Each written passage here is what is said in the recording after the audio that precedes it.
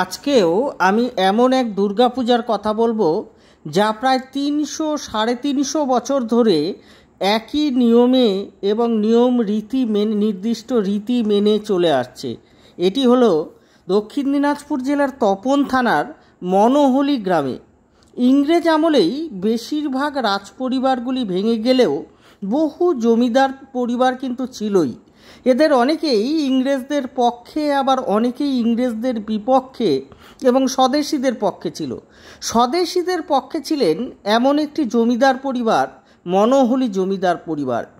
এই বাড়িতে থেকেই বিশিষ্ট স্বাধীনতা সংগ্রামী তথা ডাক্তার ধীরেন্দ্রনাথ ব্যানার্জি কিছুকাল চিকিৎসার পাশাপাশি স্বাধীনতা আন্দোলনের কাজ করেন। এই বাড়ির জমিদারি বিস্তৃত ছিল বহু দূর পর্যন্ত। বাড়িটি ছিল খুব সুন্দর গঠনশৈলীর, দেখার মতো। এখনও বাড়িটির গঠনশৈলী যা অবশিষ্ট আছে তা দেখলে অবাক হতে হয়।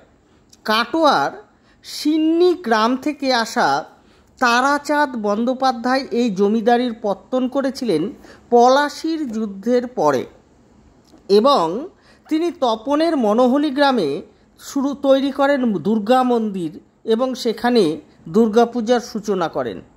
মনোহালি জমিদারির অধীনে 7টি পরগনা বা তৌজি ছিল।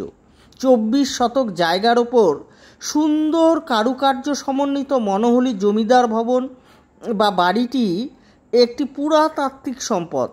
1297 সালে 64,000 টাকা খরচ করে জলপাইগুড়ির কমিশনার আর্কিটেক্ট দিয়ে ভবনটি নির্মাণ করিয়েছিলেন। জানা যায় মুর্শিদাবাদ থেকে মিস্ত্রি এনে এবং কলকাতা, শিলিগুড়ি, ঢাকা ও মুর্শিদাবাদ থেকে বাড়ির জিনিসপত্র কিনে এ বাড়িটি তিনি নির্মাণ করেছিলেন। বাড়ির দুটি ভাগ, একদিকে সুরেশচন্দ্র বন্দ্যোপাধ্যায়ের ভাগ, অন্যদিকে যোগেশচন্দ্র বন্দ্যোপাধ্যায়ের ভাগ। মাঝেই রয়েছে একটি বড় দুর্গা মণ্ডপ। সেখানে দুর্গাপূজা অত্যন্ত জাঁকজমকের সঙ্গে পালন করা হতো। পুজোর কয়েকটা দিন মনোহলি সহ আশেপাশের গ্রামের মানুষজনকে পাত পেড়ে খাওয়ানো হতো। গ্রামের কোনো বাড়িতে নাকি উনুন জ্বলত না। 1956 সালে মনোহলির জমিদারি চলে যায়। জমিদারের পুজো যখন ছিল তখন এখানকার মূর্তিটি ছিল একটু অদ্ভুত রকমের। এখানে সিংহের রং হতো সাদা, দুর্গা, লক্ষ্মী এবং কার্তিকের রং হতো হলুদ, অসুরের রং ছিল সবুজ, আর সরস্বতীর রং হতো সাদা। গণেশের দেহের রং হতো লাল আর মাথার রং হতো সাদা। এই অদ্ভুত ধরনের দুর্গা প্রতিমা এই জমিদার বাড়িতে পুজো করা হতো, এবং এখানে যে দুর্গা মন্দিরটি ছিল সেটাকে বিট করে সুন্দর নকশা কাটা ছিল তার মধ্যে। দেখলে এখনও চোখ ফেরানো যায় না।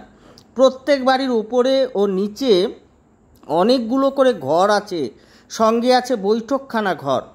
বাড়ি দুটি সামনের দিকে ঘাট বাঁধানো পুকুর আছে। আশেপাশেও অনেক বড় ঘাট বাঁধানো পুকুর আছে যা মহিলাদের জন্য ব্যবহৃত হতো। পেছনে অনেকটা এলাকা জুড়ে গোয়াল ঘর হিসেবে ব্যবহৃত হতো। আর সামনেই ছিল দুর্গা মণ্ডপ, যেখানে এই দুর্গাপূজা সংগঠিত হতো। কিন্তু দুর্গাপূজা জমিদারি চলে যাবার পর, দীর্ঘদিন চলার পর এক সময় আসে যখন এই দুর্গাপূজা বন্ধ হয়ে যাওয়ার উপক্রম হয়। এই অবস্থায় গ্রামের মানুষজন এই জমিদারের পুজো নিজেদের কাঁধে নিয়ে নেন এবং গ্রামের মানুষজন তারা নিজেদের মধ্যে একটি কমিটি তৈরি করে বারোয়ারি দুর্গাপূজা হিসেবে এই জমিদারি বাড়ির পুজোটা করতে থাকেন। এবং বর্তমানে যেহেতু সেই জমিদার বাড়িতে দুর্গাপূজা এখন আর হয় না, শুধু দুর্গা দালানটাই পড়ে রয়েছে, তাই গ্রামের মানুষজন বারোয়ারি কমিটি তৈরি করে এই দুর্গাপূজা আজও চালিয়ে আসছে।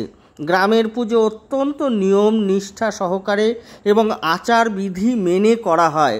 বর্তমানে এই দুর্গাপূজা কমিটির সম্পাদক হিসেবে রয়েছেন স্থানীয় যুবক রমেশচন্দ্র সরকার। এবং তারা জানান আগামী দিনেও এই পুজো একই নিয়মে চলতে থাকবে।